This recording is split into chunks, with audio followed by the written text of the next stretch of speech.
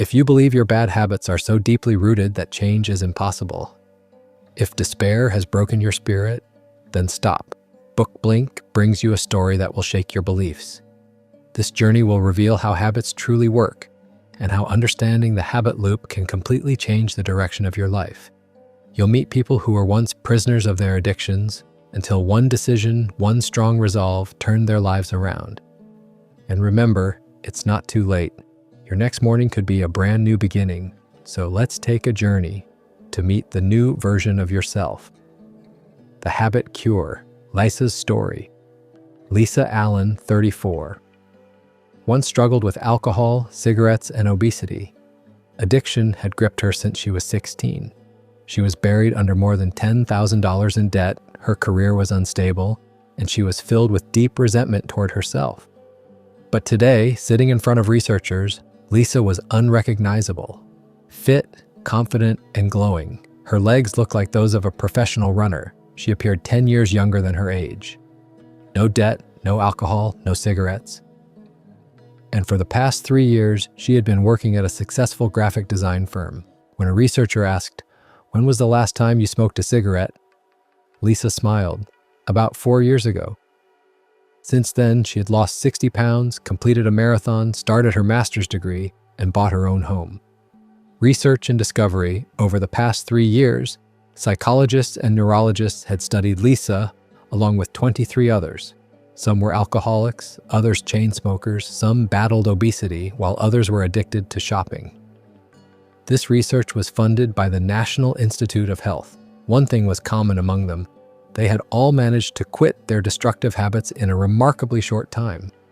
The question was, how? To find out, everything was used, from cameras to MRI brain scans. Lisa's turning point. The most painful moment in her story came when her husband told her he wanted a divorce because he had fallen in love with someone else. Lisa broke down. Anger, grief, and emptiness pushed her deeper into alcohol and cigarettes. She stalked her husband and his girlfriend, made late-night phone calls to insult them, and even once showed up at their house drunk, creating a scene. But then, one morning in Cairo, Egypt, she woke to the sound of the azan, call to prayer. The room was dark, her head heavy, and in her hand, she thought she was holding a cigarette. But it was a burnt pen. That moment was a mirror reflecting her inner exhaustion. And that's when a thought struck her. I will not let my life waste away like this. I need a purpose. She made a decision. Next year, she would return to Egypt and go trekking in the desert. The first step toward that goal, quit smoking. The result. Just a year later, Lisa was trekking in the Egyptian desert. Quitting smoking had led her to start jogging, eat healthier, sleep better, and save money. She ran a marathon, resumed her studies, and bought a new house. Brain scans revealed something fascinating. Her old habit patterns were still there, but weaker. New neural pathways had formed, connecting her to positive, life-changing habits. In a way, Lisa had rewired her brain. How habits work. It was 1933. In a laboratory in San Diego, an elderly man walked in. He wore a blue button-down shirt, his hair was as white as cotton, and his slow gait hinted at arthritis. His medical records listed him as Eugene Pauly, but in the scientific community, he was known simply as EP. Just a year earlier, his life had taken a drastic turn. Out of nowhere, he was struck by a high fever, unbearable stomach pain, and relentless vomiting, landing him in the hospital. His condition worsened to the point that when a nurse tried to insert an IV, he lashed out in anger and kicked her. The doctor immediately sedated him and drew fluid from near his spine. Normally, this fluid is clear and light, but his was thick and sticky. Tests revealed the cause. Eugene had viral encephalitis. This virus usually causes nothing more than mild cold sores or fever. But if it reaches the brain, it can destroy the very center of human thought and understanding. Doctors managed to stop the virus from spreading further, but the part of the brain already destroyed was gone forever. Eugene spent 10 days in a coma, suspended between life and death. And then, a miracle, he woke up. His body seemed healthy, his arms and legs worked, but brain scans told another story. The virus had erased an essential part of his brain's core. One doctor turned to his wife and said, Prepare yourself. He will never be the same man again. Memory lost. But habits survived. After leaving the hospital, Eugene could no longer remember the day, the week, or the month. He forgot friends, familiar faces, and events. But something strange remained. He could still walk to the kitchen without thinking, find his way to the bathroom, and move around his home with ease. When asked how he remembered the way, he had no answer. When told to draw a map, he couldn't. The truth was, his memory was gone, but his habits were alive. Every morning, he would step outside, take a walk around the neighborhood, and return home carrying a stone he'd picked up along the way. Then, he would sit in front of the TV and watch the History Channel. This was his autopilot routine, something he could follow without a single conscious thought. The secret of the brain's layers. The human brain is like an onion made of layers. The outer layers handle complex thinking, while deep inside, near the brain stem, lies an ancient structure that controls automatic behaviors like breathing and swallowing. Even if memory is gone, these habits remain. At the center of it all is the basal ganglia, about the size of a golf ball, yet powerful enough to store our habits.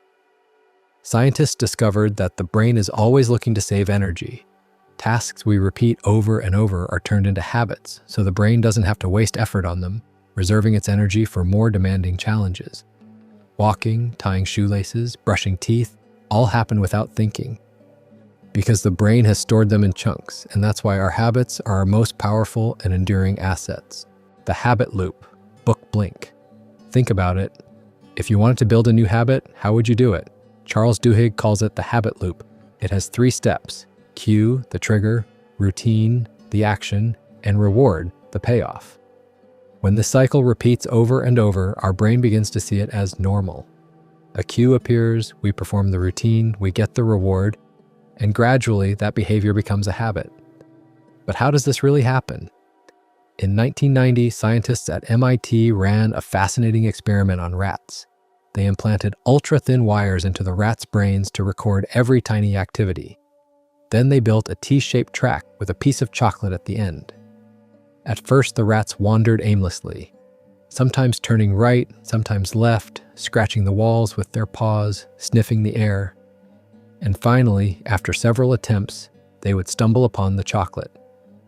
During this stage, their basal ganglia, the part of the brain that stores habits, was working at full capacity. On the researchers' computer screens, their brain activity looked like a bulb glowing at maximum brightness. But as the experiment was repeated, something remarkable happened. The rats started running straight to the chocolate. No unnecessary sniffing, no scratching walls. Their brains seemed to say, "This is easy now." The click sound at the start was the cue. Running down the track was the routine, and the chocolate was the reward. With enough repetition, the routine became locked into their brains, and here's the most interesting part. The basal ganglia began working less. In other words, they no longer needed to think, they just acted automatically. This proves that our brain stores habits so it can save its real energy for tasks that are genuinely hard and important. The habit of success. Book Blink. Have you noticed? Our bad habits often stick around because they're simply waiting for the right cue. The moment that cue appears, the old routine switches on automatically. And the real fix? Keep the same cue and the same reward, but change the routine. That's it. A new habit will be born. For example, let's say you have the habit of spending hours scrolling the internet and social media. The result? Your productivity crashes, you don't have time to exercise, and your sleep schedule becomes a complete mess. Now think about this. Coming home from work is your cue. Earlier, you'd collapse on the couch and grab your phone. But now, at that exact moment, put on your running shoes and head out for a jog. When you come back an hour later, reward yourself with a strawberry smoothie. The cue is the same, coming home from work. The reward is the same, a smoothie. But the routine has changed, from phone scrolling to jogging. Repeat it enough, and your brain will start to treat it as the new normal. The story of Travis Leach.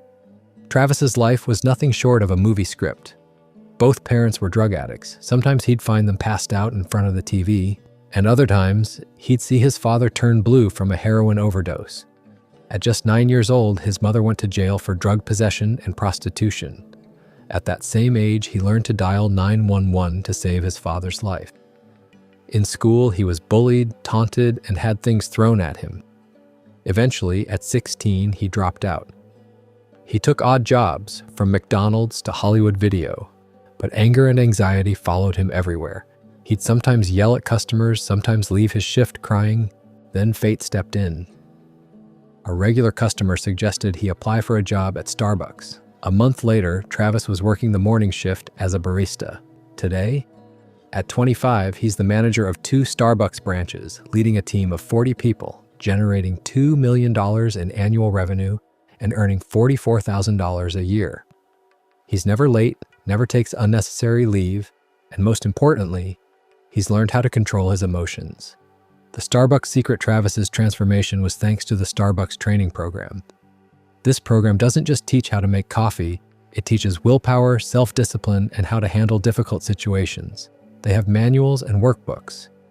If a customer is upset, they use the LATTE method: listen, acknowledge, take action, thank, explain. Starbucks knows. Good habits aren't just the foundation of personal life, they're the foundation of a company's success too. The result, like Lisa Allen, who quit alcohol and cigarettes to rebuild her life. Like Eugene Pauly, who even after losing his memory, kept living through his habits. Or like Travis, who replaced bad habits with good ones. You too can change your life. Start with small steps. Focus on one habit at a time. Remember the habit loop: cue, routine, reward, and never give up. Every day is a new opportunity to build better habits and live a better life.